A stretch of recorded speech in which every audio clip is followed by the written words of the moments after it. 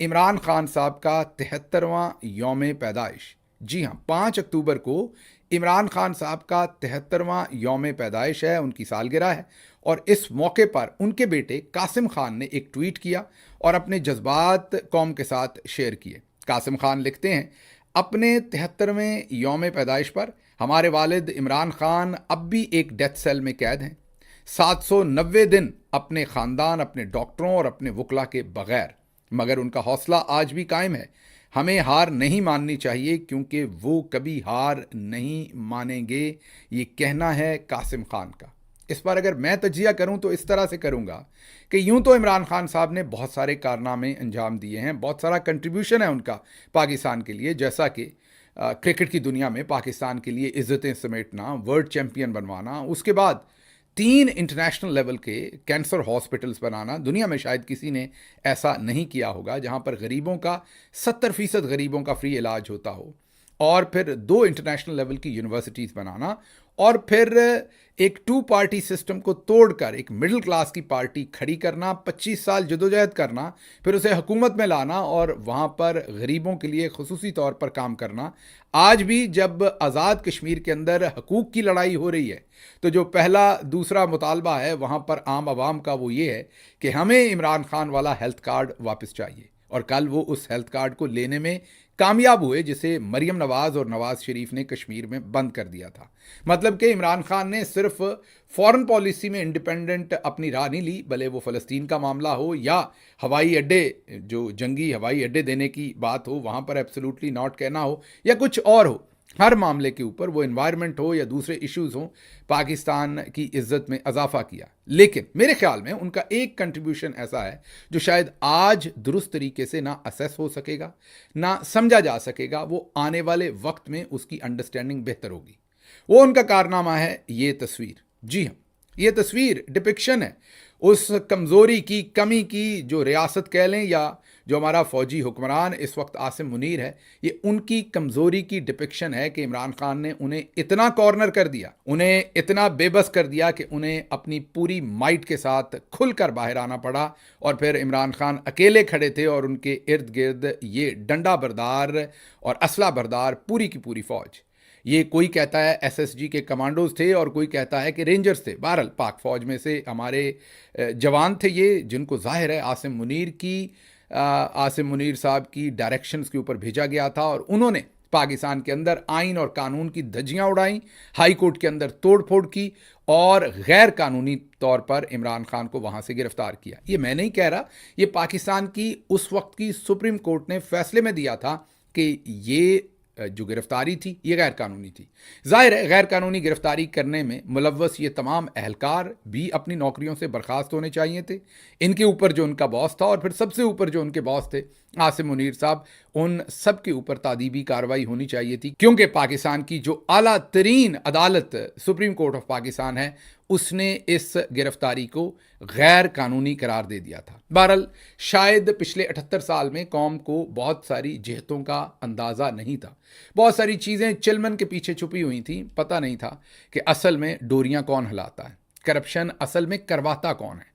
करते तो सामने किरदार हैं, पीछे करवाने वाला कौन है, कौन बार बार उन्हें एनआरओ देता है, किसको करप्ट सबसे ज़्यादा पसंद है, किसको जो करप्ट एलीट है उसको अपने मफाद के लिए इस्तेमाल करना और कंट्रोल करना सबसे ज़्यादा पसंद है।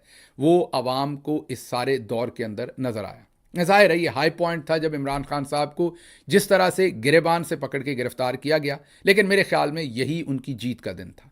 यही वो दिन था जिस दिन पूरे पाकिस्तान की आवाम को, भले वो कुछ लोग उनको वोट देते हों या ना देते हों, सबको ये पता चला कि ये सब कुछ हो रहा है। कुछ एमक्यूएम के दोस्त कहते हैं आपको आज पता चला, पहले भी ये होता था। कुछ लोग कहते हैं ये मशरकी पाकिस्तान में भी हुआ था। कुछ लोग कहते हैं भुट्टो साहब के ज़माने में भी हुआ था।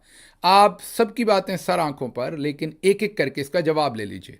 एमक्यूएम के साथ ज़रूर हुआ होगा, लेकिन उससे पहले एमक्यूएम भी एक, अनफॉर्चुनेटली भले उन्हीं के कहने पर आप ऐसे बने थे, लेकिन आप एक मुतशद्दिद जमात बन चुके थे। जो ऐसे है कि जैसे हम पर अब जुल्म हो रहा है तो उसके बदले में हम एक मुतशद्दिद जमात बन जाएं और हम तशद्दुद करें, कत्लो गारत करें, तो फिर उसका हिसाब हमें भी किसी न किसी दिन देना पड़ना है।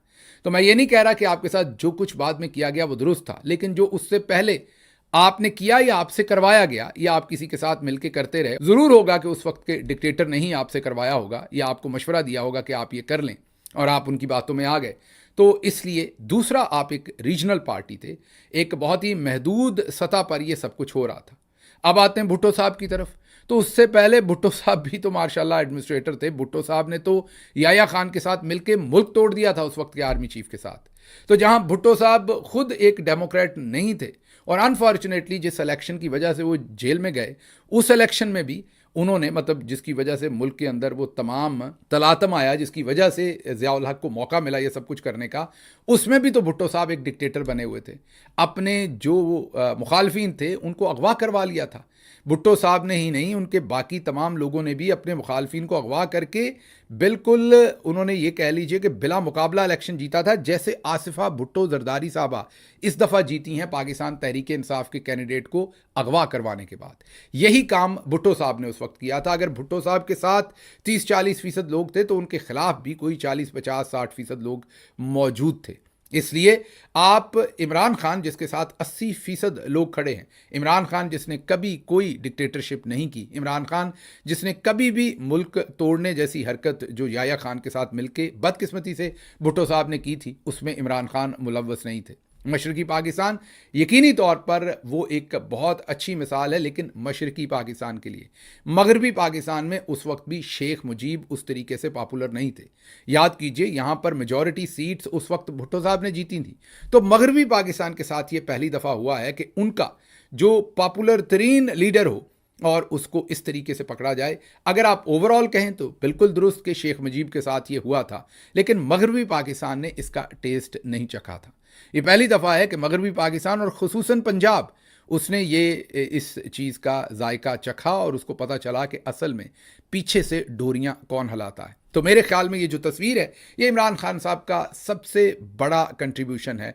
और जब पाकिस्तान की तारीख लिखी जाएगी तो ये वो टर्निंग पॉइंट होगा जिसमें अवाम की जो असल जमहूरियत, रूल ऑफ लॉ और फ्रीडम ऑफ स्पीच के लिए जदोजहद होगी, जिसमें इमरान खान की इस तस्वीर को भी याद रखा जाएगा और अरशद शरीफ शहीद की शहादत को भी याद रखा जाएगा।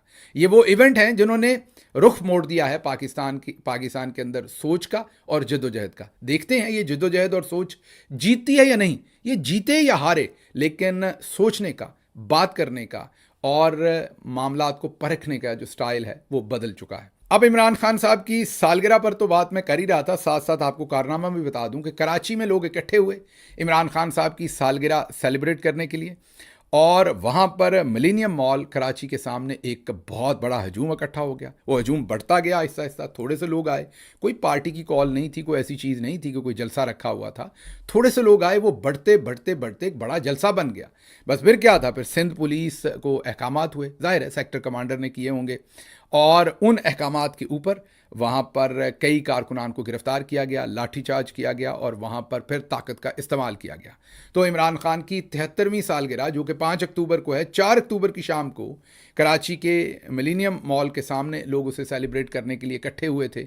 तो उन पर ये पुलिस गर्दी जो है वो कर दी गई। ये शर्मनाक है, इसकी जितनी मजम्मत की जाए वो कम है, लेकिन लगता है कि ये कराची से जो शुरू हुआ है, मुल्क के दूसरे तूलो अर्ज़ के अंदर भी ऐसी ही हरकतें की जाएंगी जहाँ जहाँ इमरान खान का नाम लिया जाए या उनकी सेलिब्रेशन की जाए। बहरहाल इस सब के पीछे बिल्कुल मत भूलिए कि फील्ड मार्शल साहब और उनके साथी हैं। बिल्कुल इसमें जाहिर है इस्तेमाल तो सिंध हुकूमत हो रही है, उनकी पुलिस हो रही है, लेकिन इसके पीछे हतमी तौर पर वहाँ के सेक्टर कमांडर और वहाँ की जो ISI या दूसरे लोग हैं, उनके अहकामात के ऊपर इतना प्रॉम्प्ट एक्शन जो है वो वहाँ पर लिया गया।